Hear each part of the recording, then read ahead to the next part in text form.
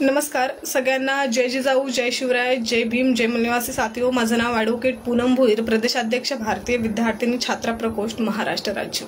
साथियों, आज लाईव्ह येण्यामागे एक मुख्य कारण आहे।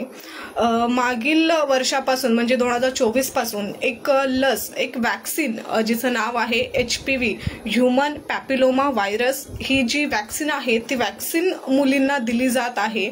आणि हे त्याच्यामागे असं सांगितलं जातं की मुली आणि महिलांमध्ये जे सर्वायकल कॅन्सरचं प्रमाण वाढत आहेत। सर्वायकल कॅन्सर म्हणजे काय, जे गर्भाशयाचं कॅन्सर आहे त्याचं प्रमाण खूप जास्त प्रमाणामध्ये वाढत आहे आणि ते कुठेतरी थांबलं पाहिजे। त्याला प्रतिबंध अशी ही HPV ची लस आहे। ती लस संपूर्ण राज्यामध्ये कंपल्सरी केलेली आहे। काही ठिकाणी ती कंपल्सरी करून ज्या विद्यार्थ्यांना ती घ्यायची नाही त्यांच्यावर सुद्धा जबरदस्तीने त्यांच्याकडून फॉर्म संमतीपत्र भरून घेऊन ती लस त्या विद्यार्थ्यांना, त्या मुलींना दिली जात आहे।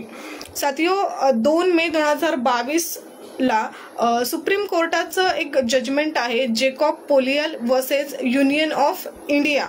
ह्या एका खटल्यामध्ये सुप्रीम कोर्ट असं म्हणतं की एखाद्या वॅक्सिनची पूर्ण माहिती त्या पॅरेंट्सना देऊन त्यांची जर संमती असेल तरच ते वॅक्सिन, ते मेडिसिन आपापल्या विद्यार्थिनींना किंवा आपल्या त्या पाल्याला दिलं पाहिजेत असं सुप्रीम कोर्ट म्हणतं।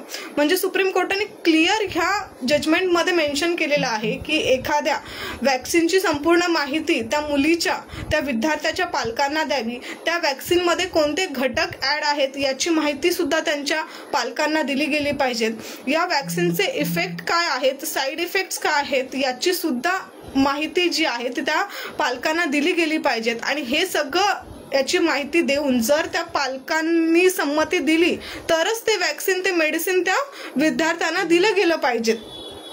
त्याचप्रमाणे सुप्रीम कोर्ट असं सुद्धा म्हणतं की जर एखाद्या पालकांनी आपल्या विद्यार्थ्याला, आपल्या मुलाला ते वॅक्सिन घेण्यासाठी नकार दिला तर त्या नकाराचं कारण सुद्धा तुम्ही त्या पालकांना विचारू शकत नाही, असं क्लिअर सुप्रीम कोर्टाने या जजमेंटमध्ये म्हटलेलं आहे। मग असं असून सुद्धा भारत सरकार जे आहे किंवा महाराष्ट्र शासन जे आहे ते प्रत्येक स्कूलला हे जबरदस्ती का करत आहेत की हे वॅक्सिन घेणं कंपल्सरी आहे, जबकि सुप्रीम कोर्टाने क्लिअर सांगितलंय की हे वॅक्सिन घेणं कुणावरही बंधनकारक नाहीये। ज्याची इच्छा असेल त्यालाच ते वॅक्सिन दिलं गेलं पाहिजेत। तरी सुद्धा महाराष्ट्र शासनातर्फे त्या शाळेच्या किंवा त्या जी शाळा स्कूल आहे त्याच्या शिक्षकांना प्रेशराईज केलं जाते आणि शिक्षक प्रेशराईज करतायत त्या आई वडिलांना आपल्या मुलांनी ते, आपल्या मुलींनी ते वॅक्सिन घेतलं पाहिजे। तर हे एक सुप्रीम कोर्टाच्या आदेशाचं उल्लंघन करण्याचं काम जे आहे ते काम महाराष्ट्र शासनातर्फे होत आहे। तर हे कुठेतरी थांबलं गेलं पाहिजेत।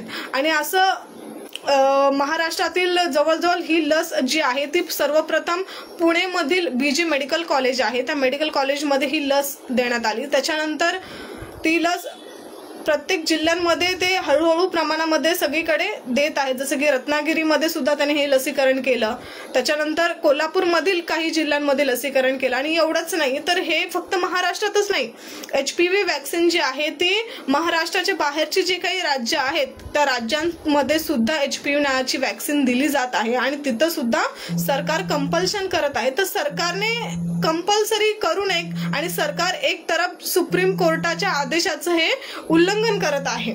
आपल्या माहितीस्तव मी सांगू इच्छिते की ही जी HPV वॅक्सिन जी मुलींना दिलं जात आहे ते vaccine Serum institute India private limited या कंपनीद्वारे दिली जात आहे, जी 2019-20 ला जे आपल्याला कोविड-19 ही लस संपूर्ण भारतभर सरकारने जबरदस्तीने सगळ्यांना दिली होती। ती लस, ती वॅक्सिन सुद्धा याच Serum institute of India private limited या कंपनीकडून दिली गेली होती। आणि ही HPV नावाची जी काही लस आहे ती लस सुद्धा याच इन्स्टिट्यूट मार्फत आपल्याला दिली जात आहे। तर माझी आपणा सर्वांना हीच विनंती राहील, जर आपल्या भागांमध्ये जर तुमच्या मुलीच्या शाळेमध्ये जर कुठेही HPV नावाची जर लसीकरण देण्यासाठी जर आपल्या मुलींना, आपल्या पालकांना जर प्रेशराईज करत असेल तर तुम्ही आमच्याशी संपर्क साधू शकता। आपल्या जिल्ह्यामध्ये भारतीय युवा मोर्चा, भारतीय विद्यार्थी मोर्चा, भारतीय विद्यार्थिनी छात्र प्रकोष्ठाच्या प्रत्येक विंग आपल्या संघटनेच्या आपापल्या जिल्ह्यांमध्ये आहे। तर आपण कोणत्याही कार्यकर्त्याला संपर्क संपर्क साधू शकता आणि आपण आमच्या पेजला सुद्धा कनेक्टेड राहू शकता। आणि हे जे HPV वॅक्सिन असेल किंवा कोणतंही, मागच्या वेळेस सुद्धा MR वॅक्सिनच्या संदर्भात सुप्रीम कोर्टाने सुद्धा सेम सांगितलं होतं की त्या पॅरेंटची जेव्हा मुक्त संमती असेल त्यावेळेसच तुम्ही काय केलं पाहिजे, त्या विद्यार्थ्यांना वॅक्सिन दिलं गेलं पाहिजे। तर हे जे कंपल्सरी सरकार करत आहे त्या विरोधात, म्हणजे कंपल्शनच्या विरोधात आम्ही भारतीय विद्यार्थिनी छात्रा प्रकोष्ठच्या माध्यमातून हे बघा, हे एक निवेदन आहे, ते निवेदन आम्ही संपूर्ण महाराष्ट्र जिल्ह्यातील 36 डिस्ट्रिक्ट कलेक्टरला, त्याचप्रमाणे प्रत्येक जिल्ह्यामध्ये जे काही प्राथमिक शाळा असेल, प्रायमरी स्कूल असेल, तर प्रायमरी स्कूलमध्ये सुद्धा त्यांच्या प्रिन्सिपलला या निवेदनाची कॉपी दिली जाणार आहे। कारण HPV वॅक्सिनचा मुद्दा चर्चेमध्ये आणणं खूप गरजेचं आहे। आपल्या पालकांना कधी कधी शासनातर्फे या वॅक्सिनची टोटल जी काही माहिती आहे ते आपल्याला पुरवली जात नाही। तर आमचं हेच शासनाकडे मागणी राहील की तुम्ही जे काही मेडिसिन देत आहात, जे काही वॅक्सिन देत आहात, त्याची संपूर्ण माहिती आधी त्या पालक वर्गाला द्या आणि जर माहिती देऊन सुद्धा ते पालक वर्गांनी जर त्याची संमती दिली तरच ते वॅक्सिन त्यांच्या मुलांना द्या, अन्यथा तुम्ही जबरदस्ती करू शकत नाही। तर या जबरदस्तीच्याच विरोधात आपण उद्या म्हणजे 4 नोव्हेंबरला महाराष्ट्रातील 36 जिल्हाधिकारी कार्यालयावर आपण निवेदन देत आहोत। धन्यवाद। जय जिजाऊ, जय शिवराय, जय भीम, जय मल्लनिवासी।